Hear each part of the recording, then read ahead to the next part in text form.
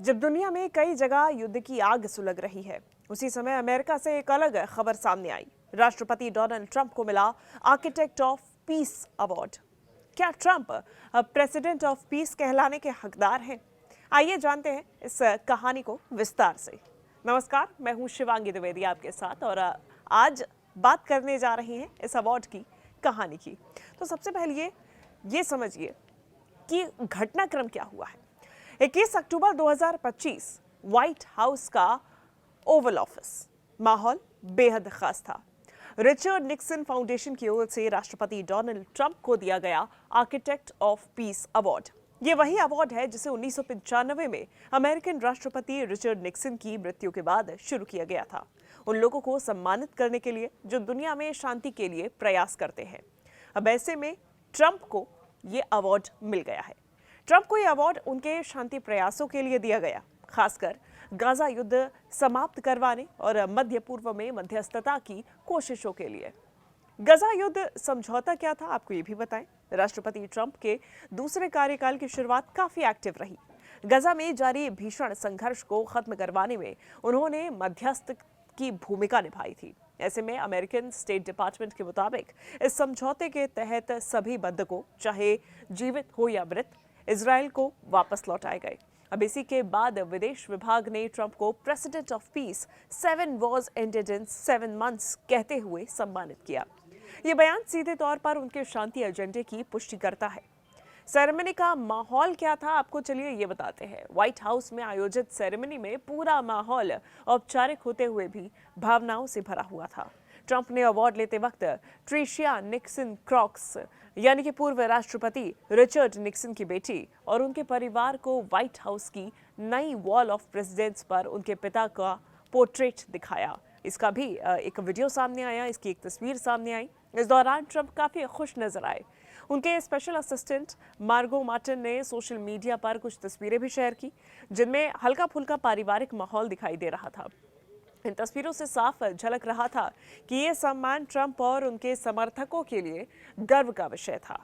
Architect of peace award का मतलब क्या है, ये भी जानना आपके लिए उतना ही ज्यादा जरूरी है कि आखिर ये अवार्ड है क्या। रिचर्ड निक्सन फाउंडेशन का ये सम्मान उन व्यक्तियों को दिया जाता है जो निक्सन की तरह शांति और कूटनीति को प्राथमिकता देते हैं। निक्सन खुद अमेरिकी इतिहास में अपने चीन और सोवियत संघ से रिश्तों को सुधारने की भूमिका के लिए जाने जाते हैं। इसी परंपरा को आगे बढ़ाते हुए यह अवार्ड दुनिया में डिप्लोमेसी ओवर वॉर यानी कि बातचीत को युद्ध से ऊपर रखने की भावना का प्रतीक बन गया है। ट्रंप का इस बीच संदेश भी सामने आया है। अवार्ड प्राप्त करने के बाद ट्रंप ने कहा कि शांति केवल शब्दों में नहीं बल्कि कार्रवाई में होती है। मैं हमेशा कोशिश करूंगा कि विवादों का समाधान बातचीत और समझौते से हो। उनका ये बयान न सिर्फ अमेरिकी राजनीति बल्कि दुनिया भर की कूटनीतिक झलकों के चर्चा का विषय बन गया है। ऐसे में ट्रंप की शांति नीति क्या कहती है, आप ये समझिए। ट्रंप की विदेश नीति को लेकर हमेशा ही विवाद रहे हैं, लेकिन इस बार ये अपने दूसरे कार्यकाल में शांति के राष्ट्रपति की छवि बनाना चाहते हैं। मध्य पूर्व संकट हो, कोरियाई तनाव या यूक्रेन का सवाल, हर जगह ट्रंप ने कहा है कि अमेरिका अब वॉर के नहीं पीस के रास्ते पर चलेगा।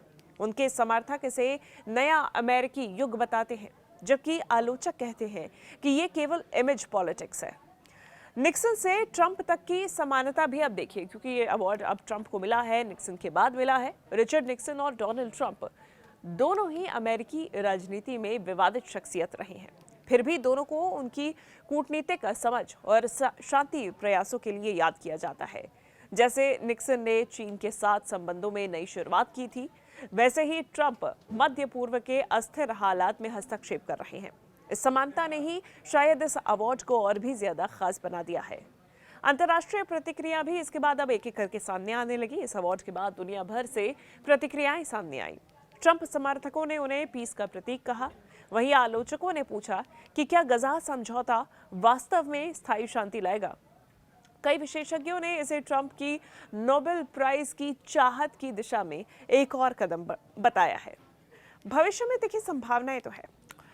ट्रंप अब इस अवार्ड के बाद कूटनीति के क्षेत्र में और भी ज्यादा सक्रिय दिखाई दे रहे हैं। मिडिल ईस्ट में वे नए सहयोग समझौते करा रहे हैं और रूस यूक्रेन शांति वार्ता में भी अमेरिका की भूमिका मजबूत करने की कोशिश कर रहे हैं।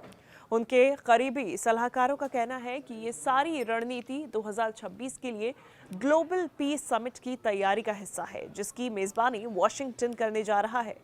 तो कुल मिलाकर क्या डोनाल्ड ट्रंप वास्तव में आर्किटेक्ट ऑफ पीस बन गए हैं, या ये पुरस्कार सिर्फ एक राजनीतिक रणनीति है?